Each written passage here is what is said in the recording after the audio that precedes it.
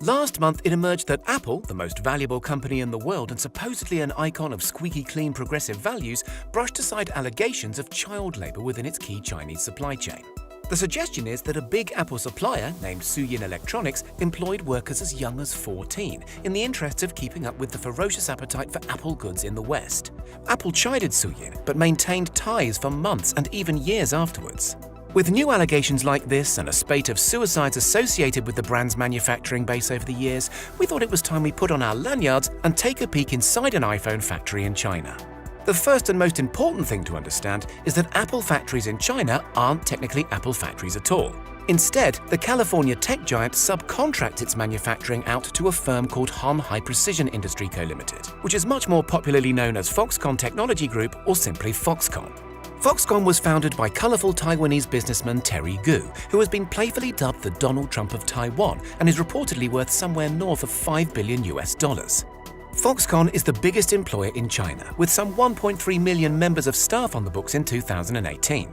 It manufactures consumer electronics for a variety of companies, from Samsung to Dell to HP, but is most famous for manufacturing Apple products, and most notably the iPhone. Fully half of all the world's iPhones, many hundreds of millions, are manufactured at a sprawling Foxconn facility on the outskirts of Zhengzhou. Zhengzhou is a city of around 9.5 million people in Hunan province, historically a poverty-stricken province of the People's Republic. Locals often refer to the Zhengzhou Foxconn plant as iPhone City, and that's a pretty fair description. At peak times, some 350,000 staff work there, most living in dormitories on site. During the build-up to a big new iPhone release, the plant can produce as many as 500,000 units a day. That's nearly 350 every minute. Around the factory, supporting businesses such as restaurants, massage parlors, and shoe shops have sprung up to support the mammoth workforce. Inside the Zhengzhou factory, which is dedicated to the final stage of iPhone assembly, some 400 discrete tasks are broken down and carried out by its army of workers. Most employees will perform one task repeatedly over and over again, day after day. This could be as interesting as soldering or as dull as fitting a single screw into the back of the devices, again and again and again. So how do they recruit? Back in 2017, a student at NYU called Dejian Zheng went undercover for 6 months at the Zhengzhou plant to investigate the labor situation. According to Zheng's report, all he had to do to get hired was join a queue of eager applicants outside the factory. Zheng was asked for his identification and retired to recite the English alphabet as it was in common use in the factory. Then he was in. Zheng worked on an assembly line with around 200 other recruits, monotonously assembling many hundreds of devices per shift. He said the work was boring and tiring, but didn't report any specific abuses across the grueling 6-day week, aside from a supervisor yelling every now and then. His main complaint was that the overtime was presented as voluntary, but was very clearly mandatory on pain of being fired.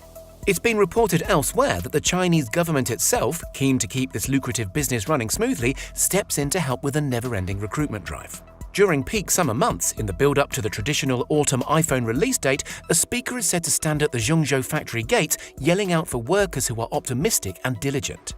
Hunan province even reportedly sets quotas for the numbers of workers that villages and cities should provide to keep the factory ticking over efficiently and effectively. The gender balance on the factory floor is said to be roughly equal, and the typical age of a factory worker is between 18 and 25, though interns are frequently as young as 16.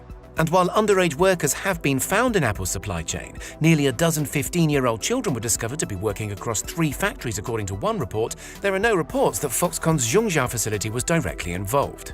Worker conditions in Zhengzhou, while not as brutal as sweatshops, do seem extraordinary to Western eyes. Factory workers stay close by the plant in dorm buildings up to 12 stories high, with 8 workers sharing a room, sometimes with only 1 bathroom per floor shared by as many as 200 people. US-based pressure group China Labor Watch discovered during undercover investigations that workers are actively forbidden from resigning their posts during busy peak times, but conceded that the most egregious allegations of brutality and bullying made by others have perhaps been overstated. One worker, whose role was wiping special polish onto the LCD screens, said she handled around 1,700 iPhones a day and that it was mundane work, but also that there were worse things to endure in life than monotony. However, the grind of working 6 straight days, only seeing family on Sunday if they happen to live locally, clearly takes its toll. The most common complaint about working at Foxconn in Zhengzhou is boredom. When NY student Zheng spent those 6 weeks on the production line, he said he quickly grew to hate it. Real workers, speaking anonymously, have claimed a high turnover of staff. After a year, people get bored or disinterested, claimed one. When that happens, they leave. Other Foxconn workers have said that, while building iPhones isn't exactly their childhood dream, the facility is no better or worse than other Chinese factories they'd worked at. Of course, there is a much darker side to the allegations leveled at Apple. Although not directly related to the assembly plant in Zhengzhou, it has been reported that Apple products have been made using forced Uyghur labor, an ethnic minority in China who endure horrific working conditions and even wage theft by unscrupulous overseers. According to the New York Times, lawmakers in the United States have proposed legislation designed to curb American companies' ability to use forced Uyghur labor. Apple, it is said, set out to weaken the bill.